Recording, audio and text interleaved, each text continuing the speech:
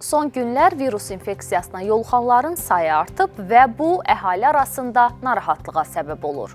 Bununla bağlı Səhiyyə Nazirliyinin mütəxəssis eksperti, infeksionist Təyyar Eyvazov açıqlamasında bildirib ki, payız-qış aylarında hər il bu infeksiyaların artımı müşahidə edilir.